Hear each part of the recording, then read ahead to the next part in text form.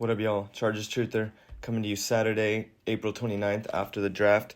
We got our 7 picks. Before the draft, I had said that I thought our biggest needs were running back, defensive line, inside linebacker, and offensive line.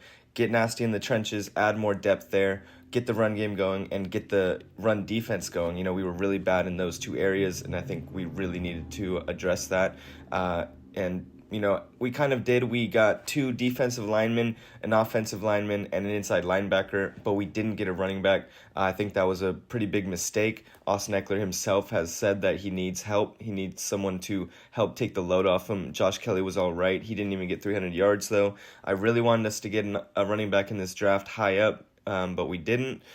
So I'm hoping that we can get the running back in free agency before the draft. So here I'm going to go over our picks and tell you, what I think and how I see them fitting into our team and how our team is looking now. So yeah, this time I'm just drinking a big old glass of vodka. Just kidding, it's water.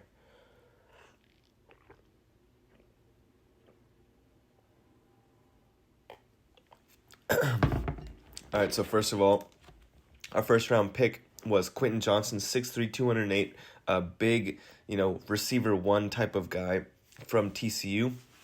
I like the guy. He does pretty much everything well. Fast, he's very athletic, he's quick. He can jump up there and do the jump balls, bring him down. He's going to fit right in just wherever we need him, inside, outside. He's probably going to push Josh Palmer. He's going to push Keenan and Mike also. Could even end up being, our top receiver at the end of the year. I think this was a pretty good pick. I think we needed running back more, but I guess we're really just trying to, give Justin Herbert all these weapons and continue having Justin Herbert throw and throw and throw.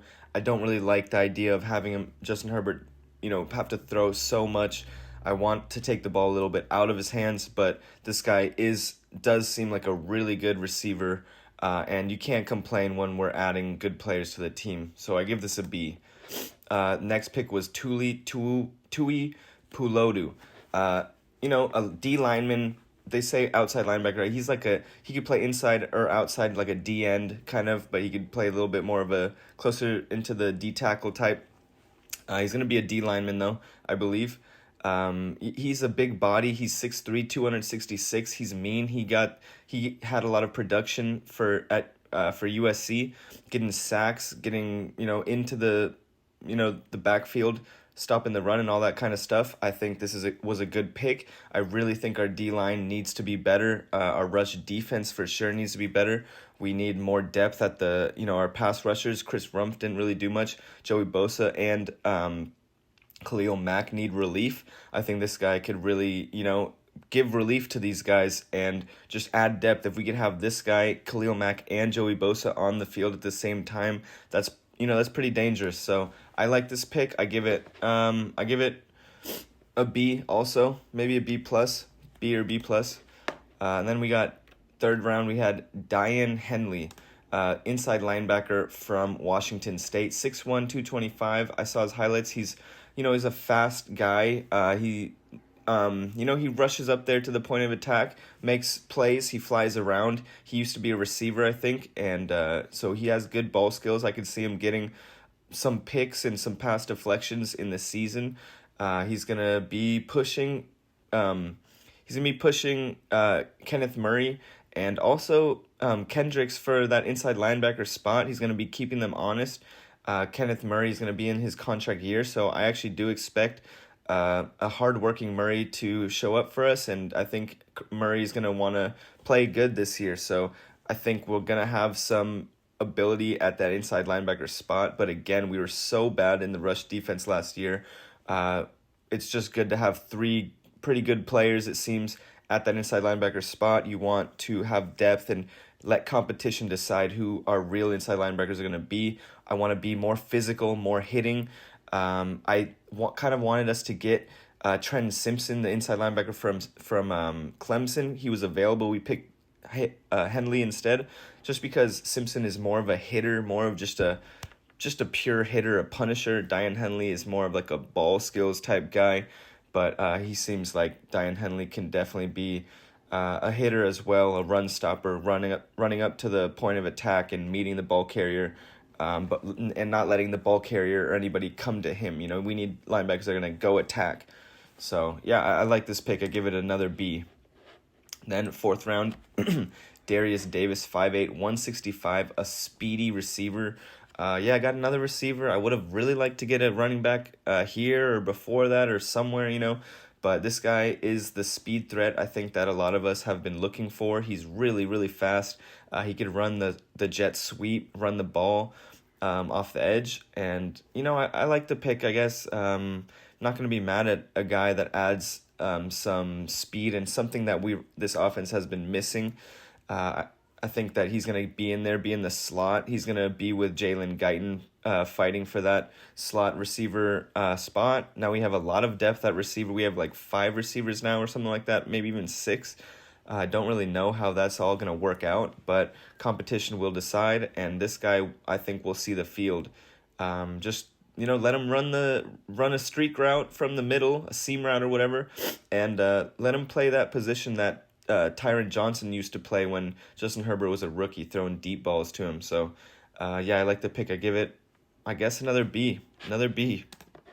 Then we had Jordan McFadden, 5th round. I did like this pick. Finally waited till the 5th round to get an offensive lineman. 6'2", 303. He's a big dude, though, from Clemson. I like the idea of getting these big offensive linemen from big schools. Yeah, I like the pick. He's going to be a depth player. I saw in his highlights he was playing left tackle, but I think he could be a guard too. He could be he's a versatile offensive lineman. That's my understanding. And yeah, this offensive line needs depth. I think we needed more than just one offensive line, but all right, you know, get this guy, plug him in, maybe let him push for a starting job. I'd like to see that, you know, who knows.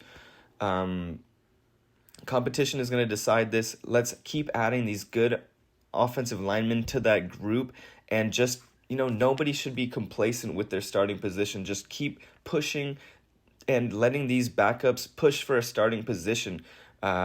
That's what we need. We need competition. We need dogs. We need just fill out this whole room. And this goes for all positions, really.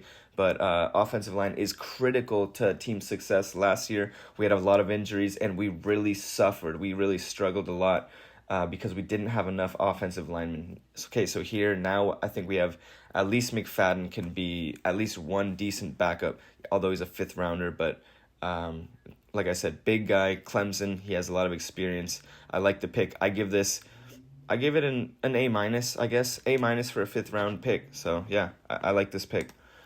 Okay, then 6th round, Scott Matlock, defensive tackle from Boise State. He seems like he is a very serious player. He really wants to play football. I mean, I'm sure they all do, but I heard him say he's coming for souls, which, you know, you like to hear. You're not going to say that if you're not really going to work your ass off to be on this team. He's 6'4", 308. He's a big dude.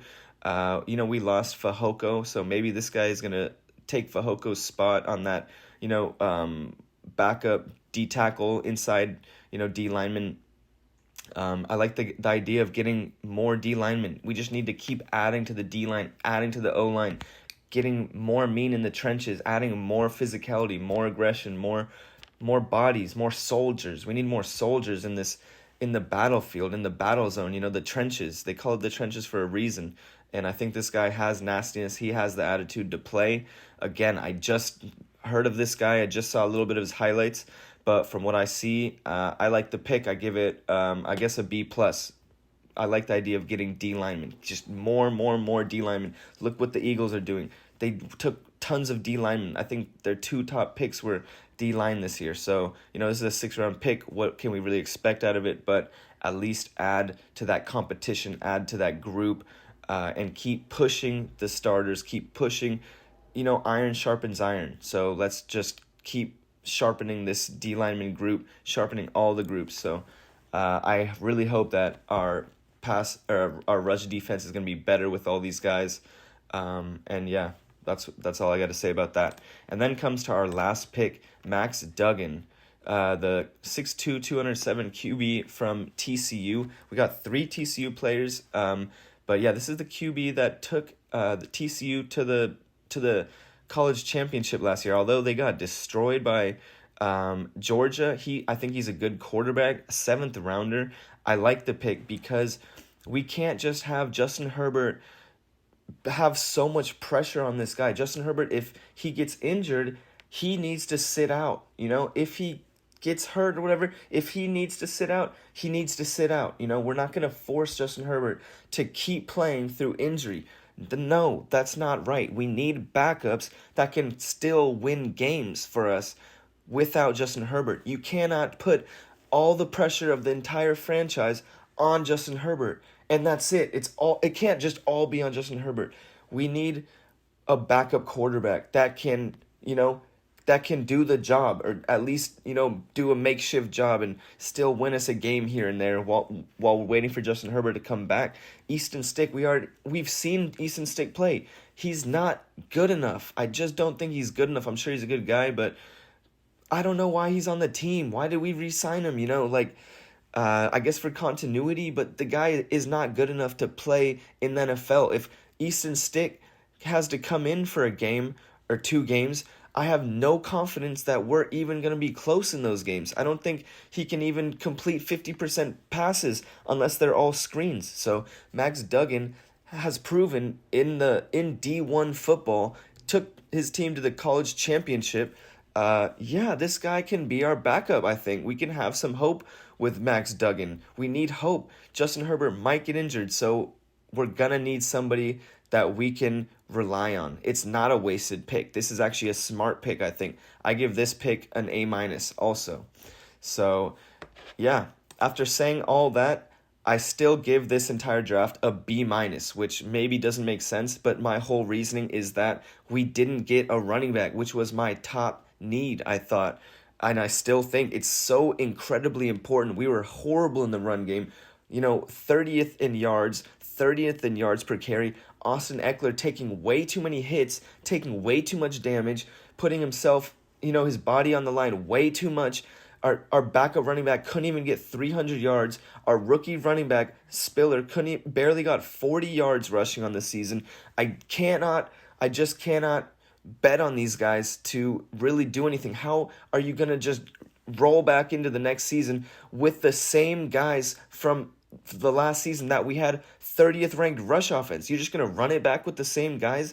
That just doesn't make sense to me. It just doesn't make sense. You need to add more good running backs. Austin Eckler himself has pretty much asked and maybe begged for another running back to help take the load. He doesn't want to be taking all these hits. Nobody wants to be taking all these hits. He needs a break. And, just Tom Telesco, I think if he doesn't get a free agent running back that's actually worth a damn, it's just complete malpractice, complete, incompetence at the GM position, putting everything on an unhappy Eckler, telling him to just run it back, take all these more hits to the head. If I'm Austin Eckler, I'm maybe playing my 6 games and I'm faking an injury. I don't even care. My health, my brain, my health comes far before money comes. If my team is not handling me properly, not treating me well, then fuck you. I'm out, I'm sitting out. I don't want to do that, Health. Think about the player's health. It's the health that is the main concern for especially running backs, And Tom Telesco not helping out Austin Eckler, not helping out the team, the rush game, and it's just a massive hole that we have at the running back position. Running backs do matter. Look at the main running backs, Saquon, Chubb, McCaffrey. All these guys have massive, massive, massive impacts on their team's success. Their teams really rely on them. Josh Jacobs, and we have an unhappy Eckler and pretty much nobody else. So, guys, running back, we really need to fix that. We need a new running back. I want to get somebody, whether it's Kareem Hunt or Ezekiel Elliott, maybe somebody. I really think we need to do that. As far as the draft, I think we added some good players, some good depth to, receiver, obviously, D-line. We got an offensive line and a backup quarterback. It was good, but again, just completely ignored the running back position, and I just don't like that. So, the offseason is not over. There's still a lot of time left for us to figure out this roster. We're gonna see what happens.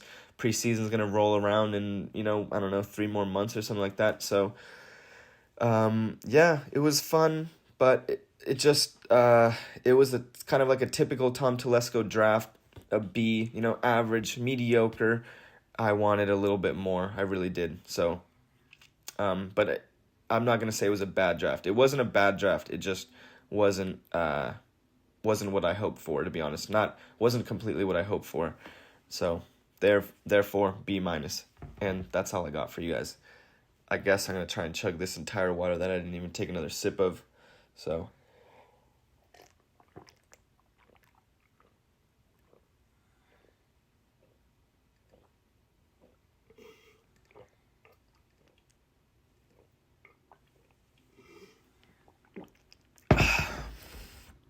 oh man. At least it was just water that time, not some nasty alcohol.